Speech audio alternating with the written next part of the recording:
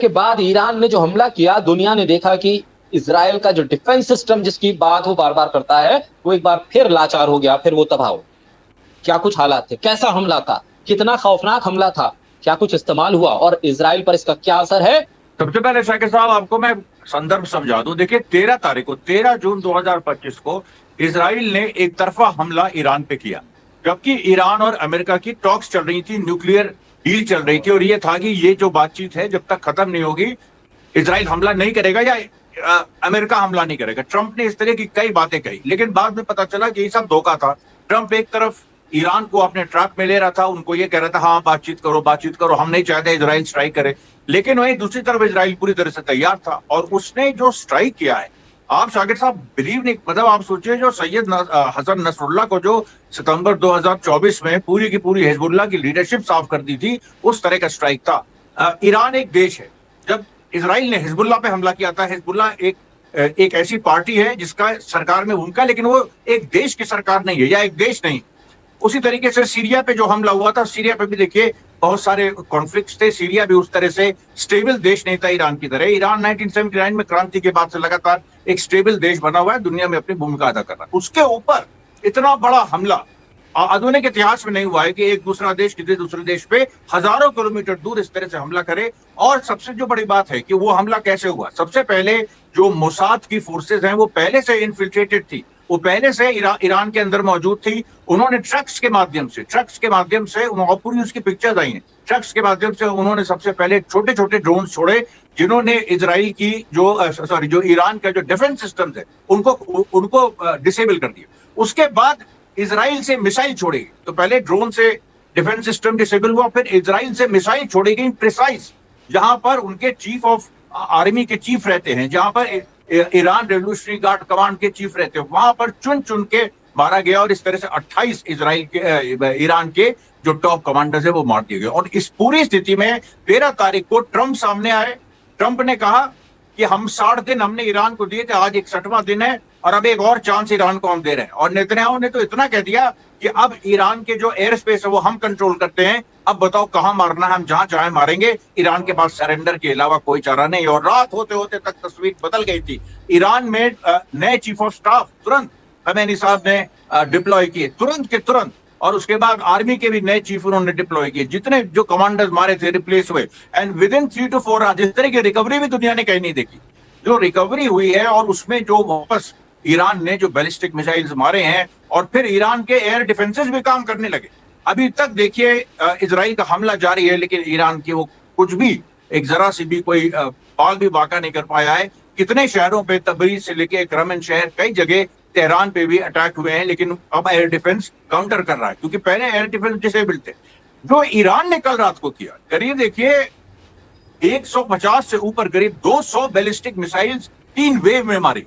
और ये जो इजराइल का डिफेंस था, जो थॉट सिस्टम था, जो एरो था, जो आयरन डोम था, सब तहस नहस हो गया, वो कुछ कर ही नहीं पाया। इतनी ज्यादा बैलिस्टिक मिसाइल्स कभी किसी ने इतने बड़े डिस्टेंस, याद रखिएगा हजारों किलोमीटर दूर वो डिस्टेंस पे इतनी स्पीड से, यानी देखिए जो फतेह 1 है इजराइल के पास, जो मैक 15 साउंड के से 15 गुना ज्यादा स्पीड पे चलता है, ये बहुत कम देशों के पास है, इजराइल के पास भी नहीं है। और उससे फतेह 1 जो ईरान कहता था, लोग कहते थे अरे है नहीं है, चलेगा नहीं चलेगा, उसने फतेह 1 मार दिया, खुर्रम शहर मार दिया। इस तरह की जो मिसाइल जो इतनी स्पीड पे चलते हैं कि 10 से 15 मिनट में हजारों किलोमीटर की वो दूरी तय कर सकते हैं।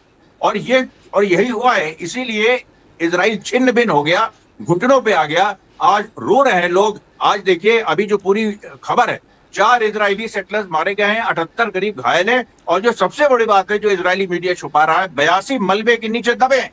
अब मलबे के नीचे कौन दबता था? इसके पहले गाजा के लोग दबते थे, आज मलबे के नीचे कौन दबा है? आज इजराइल के लोग मलबे के नीचे दबे। अब आप बताओ, और फर्क देखिए कि वहां गाजा में तो हमास की सरकार मलबे के नीचे लोगों को निकालती थी, उनकी केयर करती, अभी तक पूरा हो रहा है। लेकिन इजराइल में नेतन्याहू भाग गया है, या तो वो कल खबर थी ग्रीस चला गया, फिर खबर आई बंकर में बैठा है, और जो इजराइल के डिफेंस मिनिस्टर इजराइल काट्स, वो भी बंकर में बैठे हैं। ये सारा देखिए जो सिनारियो है, ये पूरा इसने अमेरिका इजराइल का जो मिथक था कि ये लोग कोई बड़ी ताकत है, कुछ बड़ा कर सकते हैं, इसको इन्होंने पूरी तरह से तोड़ दिया है। ये ऐतिहासिक रूप से हुआ है।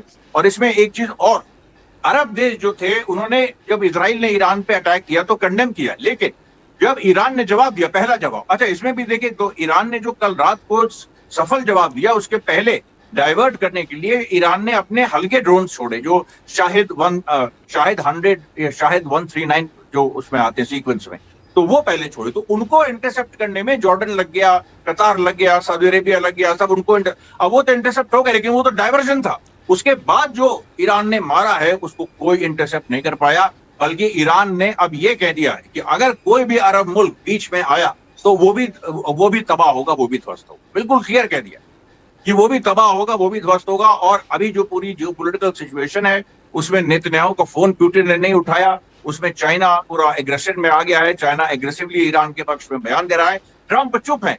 ट्रंप वो आदमी जो अभी कह रहा था कि हमने 60 दिन का समय दिया है, ये कर देंगे, वो कर देंगे, ईरान पे स्ट्राइक कर देंगे। ईरान ने कहा था कि अगर कुछ ऐसा होता है तो हम जो जवाब देंगे वो बहुत ही खतरनाक होगा, उसके साथ वो जवाब सीधे अमेरिकन बेसिस पे भी होगा। अब नेक्स्ट फेज देखिए यही है जो आपने पूछा आगे क्या, अमेरिकन बेसिस जो सीरिया में है, जो मतलब सीरिया से तो अभी हटे हैं, इराक में है, जो जॉर्डन में है, जो कतार में है, जो सऊदी अरेबिया में है, वो निशाने पर हैं और कभी भी ईरान उन पे मार सकता है। बहुत ही नाजुक स्थिति इस समय है, क्योंकि ईरान को रशिया और चाइना का सपोर्ट है और वो इस बात पे कॉन्फिडेंट है, उसने अपर हैंड ले लिया है पूरी जंग में। इजरायली फोर्स को छिन्न भिन्न कर दिया है, उनकी लीडरशिप को बिना मारे उन्होंने ऐसा तबाही मचाई है कि अरे भाई जो इजराइल का पेंटागन है किरिया, वहां मार दिया।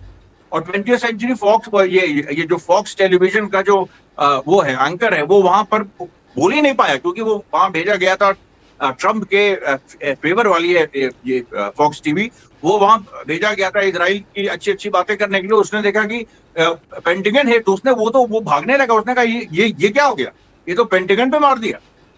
तो आप सोचिए कि इजराइल के साथ मतलब ये इनके पास कुछ नहीं था, कुछ भी नहीं था। इसका मतलब ये फर्जी, ये अपना जो है ये इन्होंने मोसाद के लोगों को फिट किया वहां, ये इस चीज में इजराइल माहिर है, इन्फिल्ट्रेशन में। इन्फिल्ट्रेट करके एकदम से मारो, सर को धड़ से अलग कर दो, एक साथ 20-22 टॉप लोगों को मार दो, फिर एक्सपेक्ट करो कि लोग सरेंडर कर दे। हिजबुल्लाह के साथ भी ये काम नहीं आया था। हिजबुल्लाह में जब पूरी टॉप 28 कमांडर मारे गए, उसके 70 से 72 टॉप और मिडिल लेवल के कमांडर मारे गए, उसके बाद भी हिजबुल्लाह लड़ा और हिजबुल्लाह ने एक ऑनरेबल संधि की 27 नवंबर 2024 को ऑनरेबल संधि हुई। हिजबुल्लाह अगर और दिन लड़ाई चलती, हिजबुल्लाह और पीछे करता। ये तो आप ईरान पे आप कर रहे हैं, तो आपने सोचा था 28 टॉप मिलिट्री लीडरशिप को मार के हम अपना काम कर देंगे, क्या हुआ उसका? अब ये जो देखिए शाकिर साहब, बहुत बड़ा सवाल दुनिया के सामने खड़ा हो गया। गाजा का सवाल अब फिर से एक नए रेलेवेंस में आ गया, क्योंकि कल जब ईरान मार रहा था तो हमास ने भी मारा और यमन ने भी मारा। आपको बता दें रॉश पीना सेटलमेंट है इसराइल में, वहां यमन ने मिसाइल मारे।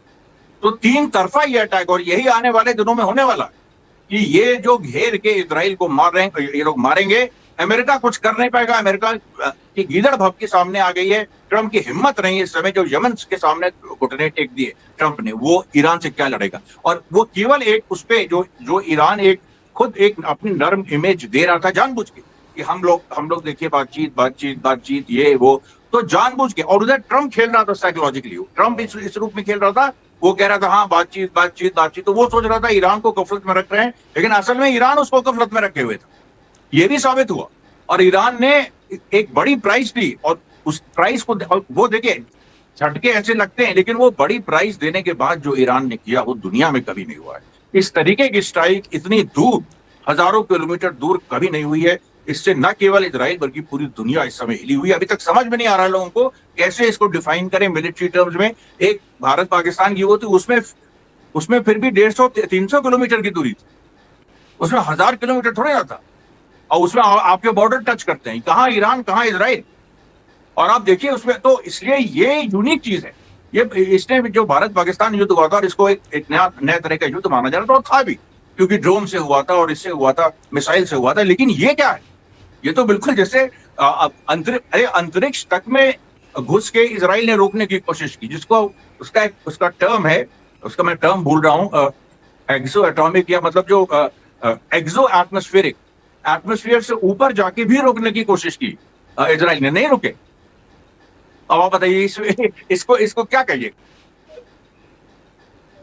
यानी अमरीक जी, आने वाले वक्त में क्या ईरान के पास कुछ और भी इस तरह की मिसाइल्स हैं या कुछ इस तरह के हथियार हैं, इस तरह की टेक्नोलॉजी है जो इजराइल को और चौंका सकती है? बहुत संक्षेप में। बिल्कुल, इजराइल को चौंकाने के लिए अभी तो देखिए ईरान ने अपनी मेन चीजें, जैसे जो पानी से ड्रोन लॉन्च कर सकता है ईरान, जो air to air drone launch कर सकता है, जो एक उसके पास जो कुछ रशियन वेपन्स हैं, वो अभी ईरान ने अनवेल ही नहीं किए।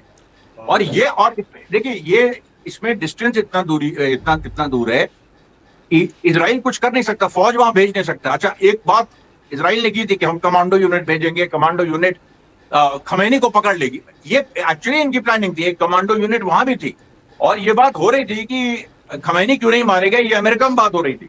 तो वो कमांडो यूनिट ने काम करने की कोशिश की लेकिन वो सफल नहीं हुई। तो कहने का मेरा मतलब ये है कि जो आप ग्राउंड पे कर नहीं सकते हैं, और ईरान के पास हथियारों का अभी बहुत बड़ा जखीरा है, इसके लिए एक अलग से प्रोग्राम हमको करना पड़ेगा। और वहां पर ये बात तय है कि अभी जो पूरी सिचुएशन है, देखिए आज 14 जून 2025 के बाद पूरी स्थिति मिडिल ईस्ट की बदल जाएगी। बहुत